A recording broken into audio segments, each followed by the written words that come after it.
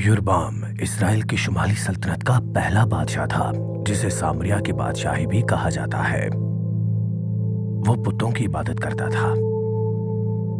युरबाम का जानशीन बेटा नबाब था, जो सिर्फ हमारे लोगों को बुत परस्ती की तरफ ले जाने के लिए जाना जाता था। नबाब को कत्ल करवाया गया और बादशाह ने उसकी जगह ले ली। बादशाह शुमाली सल्तनत के पहले बादशाह युरबाम के तमाम रिश्तेदारों को कत्ल करने के लिए जाना जाता था, और बदकिस्मती से बादशाह ने युरबाम के इसी काबिल नफरत बुत प्रस्ताना तर्ज अमल को खत्म कर दिया।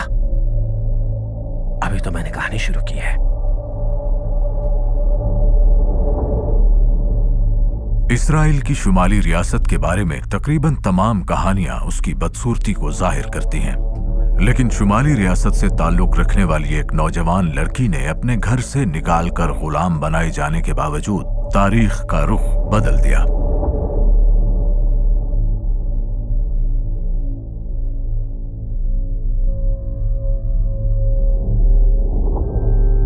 तो मैं कहा था, हाँ, बादशाह के बेटे ईला ने उसके बाद बादशाह का औहद संभाला। उसे उसके जानशीन जमरी ने नशे की हालत में कत्ल कर दिया था। जमरी ने बादशाह के तमाम मर्द रिश्तेदारों को तबाह कर दिया, क्योंकि वो बुत परस्त थे। उनमें से कोई भी खुदा ताला को नहीं मानता था। जमरी सिर्फ 7 दिन तक बादशाह रहा था कि इससे पहले कि फौज उसके खिलाफ बगावत करती। जमरी ने महल को आग लगा दी और खुदकुशी कर ली थी, और वो खुद भी एक बुत परस्त ही था। शुमाली सल्तनत का छठा बादशाह उमरी था। वो इसलिए भी जाना जाता था कि उसने सामरिया की पहाड़ी खरीद ली थी और उस पर एक शहर तामीर करवाया जिसका नाम भी सामरिया था। उसने भी लोगों को बुत परस्ती की तरफ राग़िब किया था। ये शुमाली सल्तनत के पहले 6 बादशाह हैं, और सब अपने बुत परस्ताना तरीकों की वजह से खुदावंद ताला की नजर में बुरे थे और काबिले माफी नहीं थे। 7वां बादशाह इन सब में से सबसे बुरा था। मुझे मालूम होना चाहिए, मैं अखीयब हूं, वही 7वां बादशाह। हजरत सुलेमान की वफात के तकरीबन 50 साल बाद मैं शुमाली सल्तनत को एक नई सतह पर ले गया, जिसे आप आसान अल्फाज में बुराई कह सकते हैं। मैंने ना सिर्फ वही गुनाह किए जो मुझसे पहले 6 बादशाहों ने किए थे, बल्कि मैंने बुरे इज़ाबेल से शादी की, मैंने बाल की खिदमत की और उसकी इबादत शुरू की, और मैंने बाल के लिए एक इबादतगाह भी तामीर करवाई। मैंने एक आशीरा पोल भी तामीर करवाया। मेरा दौरे हुकूमत तकरीबन 1 सदी बाद था, जब हजरत दाऊद ने इसराइल के आसपास ममालिक पर मुकम्मल तौर पर गलबा हासिल कर लिया था। इसके बाद से इसराइल की कमजोरी के दौरान अराम ताकत में बहाल हो गया था। अराम के बादशाह बिन हदाद ने 32 दीगर बादशाहों को अपने साथ मुत्तहिद कर लिया और इसराइल की शुमाली सल्तनत पर हमला कर दिया। जुज़वी तौर पर मैं हथियार डालने के लिए तैयार था, लेकिन वो मुकम्मल हथियार डालना चाहता था। खुदा ताला और लोगों ने मुझे ऐसा ना करने की ताकीद की। आखिरकार खुदा ताला ने मेरे मुल्क को आराम को दोबारा शिकस्त देने की क़यादत की। ताहम जब मैंने खुदा ताला की हिदायत के खिलाफ आराम के साथ सुलह की, तो मेरी तबाही पक्की थी, बचने का कोई इम्कान नहीं।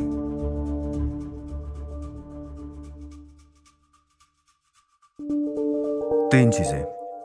एक पागल बादशाह आखिब तमाम कौमों और सल्तनतों में मुझे शिद्दत से तलाश कर रहा था। उसकी नफ्सियाती मलका खुदावंद ताला के नबियों को इतनी तेजी से कत्ल कर रही थी जितनी तेजी से उन्हें ढूंढती थी, और खुदा ताला का एक बंदा जो गारों में 100 नबियों को छुपाकर उन्हें खाना और पानी देता, तनाव का शिकार हो गया था। उसके असाब जवाब दे चुके थे। क्या वक्त था वैसे। शायद मैं वो शख्स हूं जिसके बारे में ज्यादातर लोग सोचते हैं जब वो बादशाहों के दौर में पहले नबी के बारे में सोचते हैं। हजरत सैमुएल और हजरत नातन भी नबी थे, अजीम अंबिया। लेकिन मैं आमतौर पर आज के लोगों के लिए क्लासिकी आम नबी, आम आदमी हूं, क्योंकि शायद मैं जनाब मसीह के साथ अजीम पहाड़ पर मौजूद था, या शायद इसलिए कि खुदावंद ताला ने मुझे ऐसी ताकत से नवाजा है, एक बार फिर बेहतरीन, या शायद इसलिए कि मैं उन चंद लोगों में से हूं जो कभी नहीं मरे। बहुत अच्छा है जब आप इसके बारे में सोचते हैं। तो किताब मुकद्दस में पहली बार मेरा जिक्र मज़कूरा बादशाह अखयब के ज़माने में आया था, जब मैंने कई बरस के कहत का ऐलान किया था। इसने मुझे इतना गैर मकबूल बनाया कि खुदावंद ताला ने मुझे उर्दन के मशरिक में चंद मील के फासले पर कैरियत में जानर छुपने का कहा। यह मेरे आबाई शहर तिशबे के इलाके में था। मुझे बिल्कुल मालूम था कि कहाँ छुपना है। हर सुबह को और हर शाम को मैं नहर से पानी पीता और कावने मेरे खाने के लिए रोटी और गोश्त लाते थे। नहर आखिर खुश्कसाली की वजह से खुश्क हो गई, तो खुदावंद ताला ने मुझे शुमाली सल्तनत के शुमाल में सैदून भेज दिया। मैं एक बेवा से मिला वहां, और उसके बेटे से भी। वो लोग बहुत ही गरीब थे। उन्होंने अपना आखिरी आटा लिया और तेल लिया और मुझे खिला दिया। कितनी बड़ी कुर्बानी थी, और खुदा ताला के लिए बड़ा एजाज भी था। उनकी मेहरबानी की वजह से खुदावंद हरकत में आए, और वो भी मौजिज़ाना तौर पर। खुश्क साली के खत्म होने तक उनके आटे का बर्तन और तेल का जग हमेशा के लिए भरा रहा। यह कितना बड़ा मौजज़ा था उसके और उसके पड़ोसियों के लिए। और एक दिन उसका बेटा मर गया। खुदावंद ताला उसके और मेरे साथ मेहरबान थे। मैंने लड़के को दोबारा जिंदा कर दिया। खुदावंद ताला ने मुझे उसे दोबारा जिंदा करने की कुव्वत दी। इसने मुझे अच्छी शोहरत दी और खुदा ताला की ताकत को समझने में मेरी बहुत मदद भी की। बेवा के अल्फाज, अब मैं जानती हूं कि तू खुदा ताला का बंदा ही है, और तेरी तरफ से खुदावंद ताला का कलाम भी सच्चा है। मैंने खुदावंद ताला से जो भी कहा वो सच्चा था।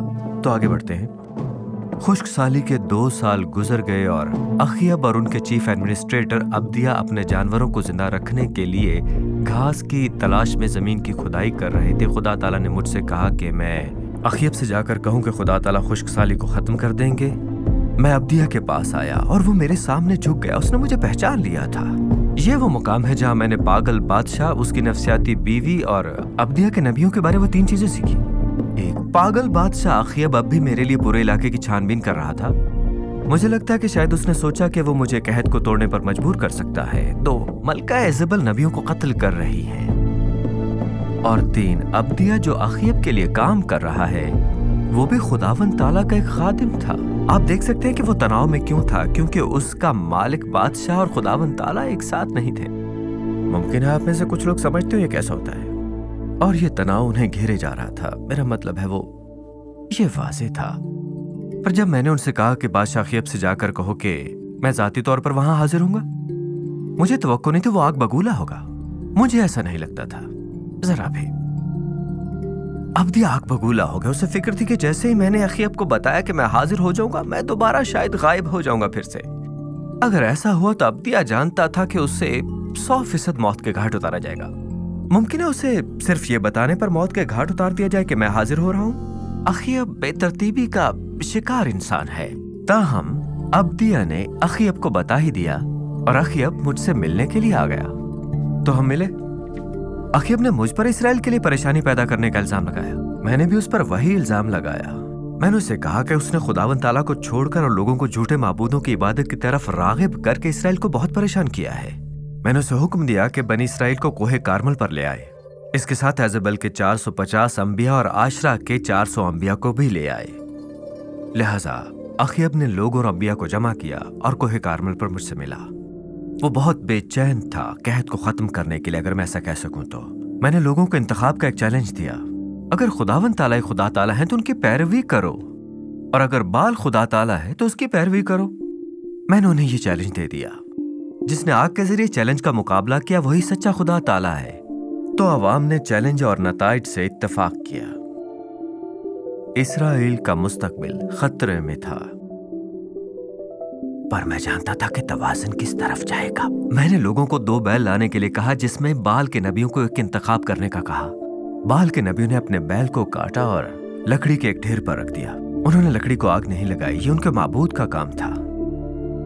बाल के नबी सुबह से दोपहर तक बाल को पुकारते रह गए, चीखते रहे, चिल्लाते रहे, कुर्बानगाह के गिर्द नाचते रहे। कुछ भी ना हुआ। मैंने उनसे बात की, जोर से चिल्लाओ अगर तुम्हारा माबूद सो रहा हो या सफर कर रहा हो। वो मजीद चिल्लाए, ज्यादा रक्स करने लगे, अपने आप को तलवारों से काटना शुरू कर दिया, खून बहने लगा। वो शाम तक इसी तरह करते रहे, मगर खामोशी थी। उन्हें कोई जवाब न मिला। अब मेरी बारी थी। कुछ लोग चलकर मेरे पास आए और मैंने खुदा ताला की कुर्बानगाह की मरम्मत की, जिस पर 12 पत्थर थे। हर एक कबीले के लिए मैंने एक बड़ी खंदक खोदी, कुर्बानगाह के गिर्द कुर्बानगाह की लकड़ी को तरतीब दिया और बैल के टुकड़ों को उस पर रख दिया। मैंने लोगों से कहा कि पानी के 4 बड़े बर्तनों को भरो और इसको कुर्बानी की लकड़ी पर डाल दो। मैंने दोबारा ऐसा करवाया, फिर तीसरी बार, और वो लकड़ी भीग चुकी थी। वो खंदक पानी से पूरी तरह से भर गई थी। इस वक्त शायद आपको ना लगे कि लोग बहुत मसरूफ थे, लेकिन अगर ऐसा है तो आप शायद भूल रहे हैं कि हम एक पहाड़ की चोटी पर थे और ये कहत का जमाना था, वो भी पूरे 2 साल से। तो 3 मर्तबा उन्हें पानी के बहुत बड़े बड़े बर्तन पहाड़ी से नीचे लाने पड़ते थे और कहीं से भी जो पानी मिले उससे भरते, वापस पलटते, पानी के इन बहुत बड़े बड़े पथरीले बर्तनों को उठाते हुए। सब अपनी जगह पर था, चैलेंज तैयार था, काम शुरू होता है। मैं इस्राएल के खुदा ताला से दुआ करता हूँ इतनी ऊंची आवाज में कि सब लोग उसको सुन सके। मैं नबी हूं, ऊंची आवाज में कर सकता हूँ। मैं उनसे आग भेजने के लिए कहता हूँ ताकि हर कोई जान ले कि वो वाहिद सच्चे खुदा ताला है और मैं उनका बंदा हूं। आग आसमान से गिरती और कुर्बानी, लकड़ी, पत्थर, मिट्टी, सब चीजों को मुकम्मल तौर पर जला देती और खंदक के पानी तक को भी। खुदा ताला फौरन जवाब देते हैं। जब लोग देखते हैं तो पुकारते हैं, खुदावंद वही खुदा ताला है, खुदावंद ही खुदा ताला है। मैं लोगों को हुक्म देता हूं कि झूठे नबियों को पकड़ लो, उन्हें वादी केसोन में ले जाओ और खत्म कर दो। मैं अखियब से कहता हूं कि खाए पिए, क्योंकि मैं बारिश की आवाज सुन रहा हूं। आसमान अब भी बिल्कुल साफ और खुश्क था जैसे कि पिछले 2 सालों से था। मैं फिर दुआ करता हूं।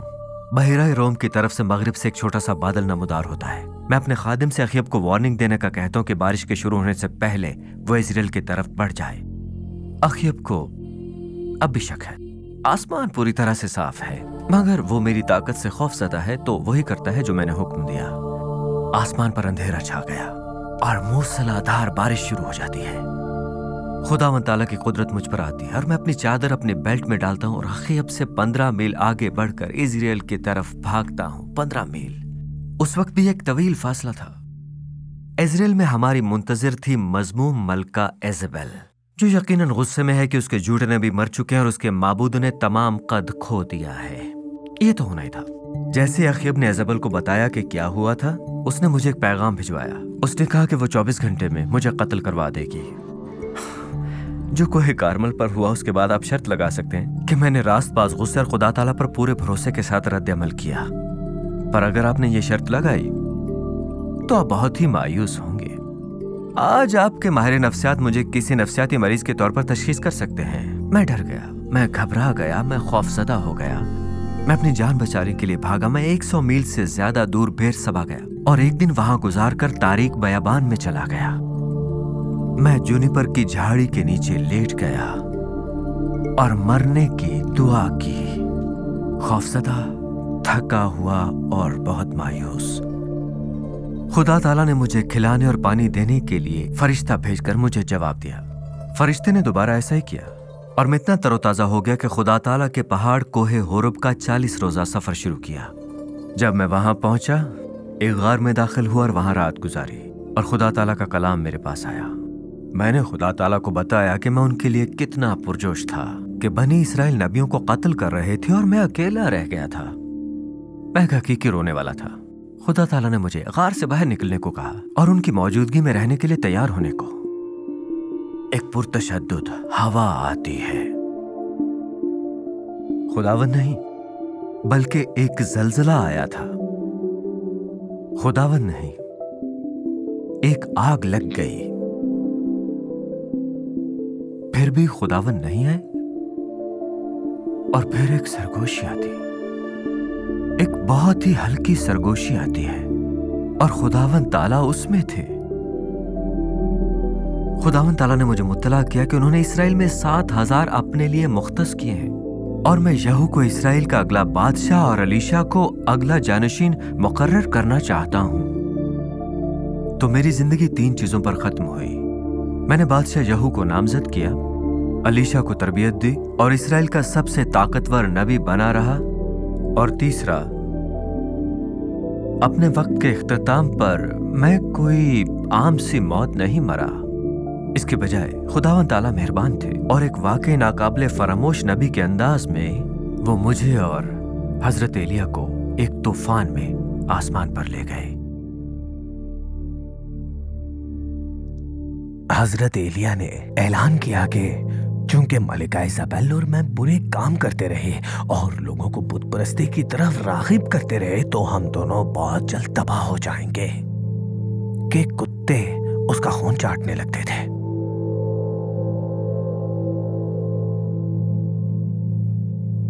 मैं जंग में मारा गया। इजाबेल इतने खुशकिस्मत नहीं थे। उसके कुछ ख्वाजा सराओं ने उसे धोखा दिया और उसको उसी के माल की खिड़की से मौत के घाट उतार दिया। जब वो ये फैसला करने के इंतजार में थे कि आगे क्या करना है, कुत्तों ने उसके पूरे बदन को खा लिया सिवाय उसकी खोपड़ी के और हाथों और पैरों के। बहुत खौफनाक। उसे दफन करने का कोई इम्कान नहीं था कि उसकी इज्जत की जाए। एक बार फिर हजरत एलिया की पेशेंगोइयां सच साबित हुई। मैं इस्राएल की शुमाली बादशाही का 7वां बादशाह था और हम सातों बुरे थे क्योंकि हम बनी इस्राएल को दूसरे माबूदों की इबादत में आगे और आगे ले जाते रहे थे और सच्चे खुदा ताला की इबादत से दूर रखते रहे थे। खुदा ताला के अजीम नबी हजरत एलिया, उनका वक्त खत्म हो गया था। क्या कोई और ऐसा था जो उनकी जगह ले सकता था, उन लोगों को खुदा ताला की तरफ वापस ले जा सके?